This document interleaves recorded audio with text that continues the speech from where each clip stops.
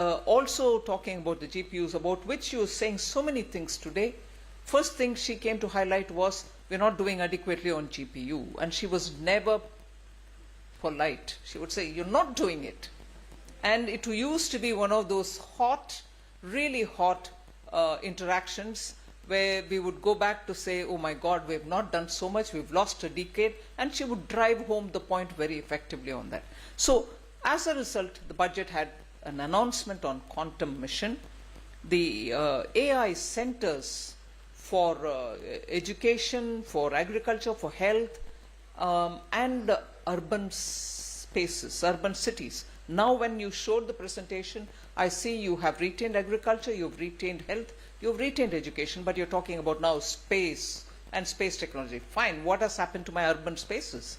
Where is it? Have you dropped it out? It was mentioned on the recommendation of the team which met me.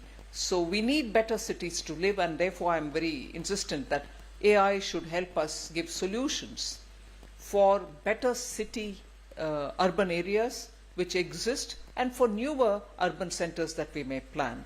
I think we need to have a greater understanding that AI probably is capable of giving us in situ solutions without having to remove people from where they are, but keep them there, but give them the solutions which has been waiting for decades. So in that way, where I listed out on quantum, I listed out on AI centers of excellence for these specific areas.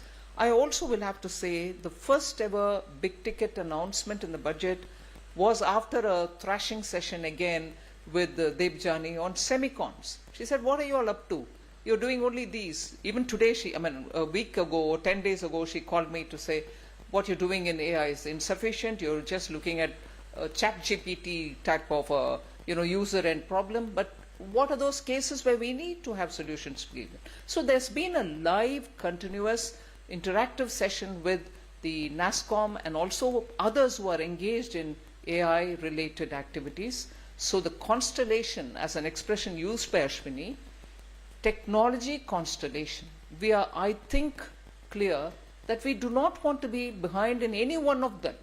The constellation and the stars which make up the constellation, we are not losing out on any of them. We are not behind, but we cannot be just at par. We need to lead is the Impact Summit's goal, I would say. In each one of the stars which make up for the constellation, we need to have leadership role. And that's where the effort of the ministry is going. And I'm quite happy for what they're doing.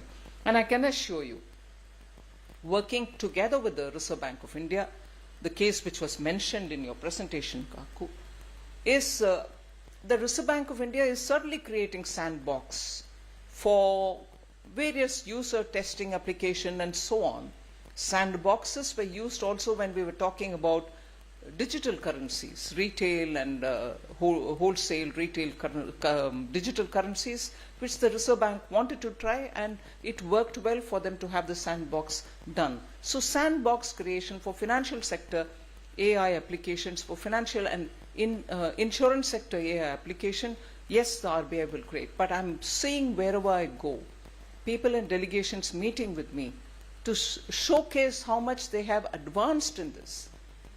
The sandboxes may be of use for us to see where the regulatory mechanisms can come in with a soft touch approach and not to clamp down on it, so that we are happy that we are regulating, but in the process, unfortunately, we are probably killing the technology itself. We do not want regulation that literally wipe off the regulation, wipe off the technology itself. We want regulations because we want a responsible application. We want what was earlier discussed in the UK meet, the ethical application of AI and so on. But that bridge is probably now crossed because we know how best to go on the ethical regulations and so on. But that has to be kept up because AI is not static. As we heard now on the data sets and so on, AI is a rapidly progressing, real-time, dynamic thing. And therefore, all of us will have to be conscious that we don't sit back on the ethic, because repeatedly I heard the word used several times by our McKinsey friend, that AI can also have its challenges. and that can affect our so-called demographic dividend that we are talking about. And I see the challenge not just in jobs, but also in the way in which these can be used for the not so much of a betterment of the society. So we need to be clear that regulation has to be running this race equally as much as the technology is running it. If the technology is on a sprint, regulation should also be on a sprint. You cannot be thinking that we've done something about regulation and therefore that's over and done with. So the other interesting aspect which I heard was about the crashing of time, so that we should not lose out on the benefit of the demographic dividend which all of us are talking about. So we need to crash time so that we have all the benefits reaching out to our people. Yes, it is important, because if 80% of people who are going to be dislocated because of, if I heard you right, if 80% of people are going to be dislocated, and if they are going to dislocate, or if they are dislocated, unless we have AI-driven upskilling of these 80%, you're not just going to have them come back to do, at some level, some contribution to the sector. So I would think it's not a gloomy picture of, oh, so many people are going to get thrown out of the job. I would think those are the set which is ready for you to think in terms of AI-driven upskilling programs, which I would want more inputs to come to the government to see how best we can, get into that activity. Because another one of the things which we mentioned in the budget, which I mentioned 3 earlier, thanks to Deb Jani coming and speaking to us, there was one other which essentially all of us within the government thought about, and we made a big announcement backed up with money. But I'm unfortunately going to have to say that not very many states have used it. And what is that? Old-fashioned, decades-old institution called the ITIs exist in every district of the country. They are Institute for Technology Training. They are for school dropouts or 10th pass or a 12th pass student to come in and have some exposure to technology. When I'm talking about 20, 30, 40 years ago, they are more talking about welding, lathe machine, or power tools to be used, and so on. Never in the age of high technology, and certainly not in the age of AI. So what we did in the budget was to say, look, we will fund every one of these ITIs which have to be upgraded in a hub and spoke model. Suppose a state has about 100 districts or 30 districts, let's say. Highest is about 80, which is UP. But if there are 30 districts, the state can plan for itself that it will have 10 centers which are the main centers, and attached to them in a hub and spoke model will be the rest of it. However, for upgrading them, we said we will fund in order that they find enough training materials and also equipments, whether it is a AI-driven equipment or AI adaptable equipment, which you'll need for training young minds in the districts. So we announced that we will fund the updating of ITIs, which will have now to be AI centers of learning, so that school dropouts or 12th pass or even a graduate who comes out of an institution can go to his district ITI and have a training which will really ready him for a market which wants AI skills. Because industry is rapidly changing their production models. And if their models are going to be now AI driven, and which is very good for productivity benefits that we derive, and if you're talking about accelerated growth in our economy, you need productivity gains to be part of what every industry does. And for that, AI adoption by industry is absolutely critical. Many of them are doing it, but there is a mismatch. They are doing the AI adoption, but the market is not giving them AI-ready human resources. As a result, industry today says, oh, all right, you're talking about joblessness, but get us people who are AI ready. I'm shifting my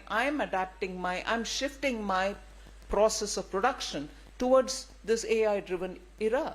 And that's good for productivity. But where are these people? So when government announced this ITI upgradation, it was this which was in our mind. And therefore we came up with this saying, get your equipments, training equipments that you need, and also we went to the extent of saying, get your AI trained trainers. If you don't get them, please get them from wherever. We'll be flexible about how to fund them, how to pay them. And Minister Ashwini was with me when we had this India-Singapore Ministerial Roundtable, ISMR, much before the Prime Minister of Singapore was visiting India. In that meeting, held both in Singapore and in India, we had extensively talked about quality training and certification. That's also a problem. Unless we have our training centers adequately equipped with both training required equipments and trainers who are going to be able to do that job, certifying is not going to be really up to the mark. And the person who gets trained, the girl or the boy getting trained in those centers, coming out of them, are going to come out with a certificate which may not find currency among those who want to employ them. So we wanted to have a certification also which has that kind of a hallmark with which they'll be readily acceptable as in the job market. So these were thoughts which I wanted to share with you. There are also questions about how NITI Aayog, and I'm very happy to say this because in 2014 when the old Planning Commission was revamped and NITI Aayog was brought in more for doing R&D or research for the sake of India's development aspirations. NITI Aayog had taken up very many different roles in preparing developmental disparity related reports which have come of use for us when we are planning for the next set of reforms or the next set of funding. Today, but I must say with a great sense of appreciation, under both the Vice Chairman Dr. Suman Berry and the CEO BVR Subramaniam, being guided, all of us being guided by the Honorable Prime Minister, AI and AI related matters have really caught on a lot that the NITI Aayog is actually moving very strongly forward. And I'm, with a great sense of appreciation, I want to say this, you need an organization which will bring in all those stakeholders together and be able to bridge the policy initiatives which are required to be done, and therefore be that honeycomb which has all these people coming in and for the government to respond to it. I'm appreciative of the NITI Aayog's attempt to become that repository, not just on gathering data and keeping it, but also becoming the catalyst in getting all these people together and driving policy which can help this very critical area. So I heard the word double-edged sword. I referred to it a bit earlier. I think India is a country which can understand the implication of a good that comes in our way, although a good is never unmitigated. A good is never without riders. A good is never on its own good. It is for us all to use it in such a way that it is for the common good. I don't want to dilute the importance of science and technology by bringing the Puranic kind of a story. I'm not telling a story, but every Asura who had that extraordinary power to do something had to be kept in hold and deliver the good thing that can benefit all humanity. But once that is left without much of a control, that's when it comes to hit at people who have created it. We all know the stories of how various Asuras have not kept up the promise, which was a boon given with a little rider. You are given this boon so long as you don't do certain things. But the moment he starts doing a certain thing, which is under the don't do category, it gets out of the way, out of control as well.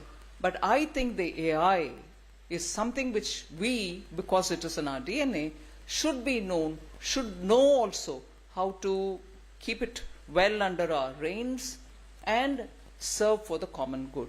And I'm sure the NITI Aayog will play its role, and all of us are here to work together with you. It was quite a impressive small display, not very many, but very impressive display of innovations already happening in the ground with AI and benefiting the common people.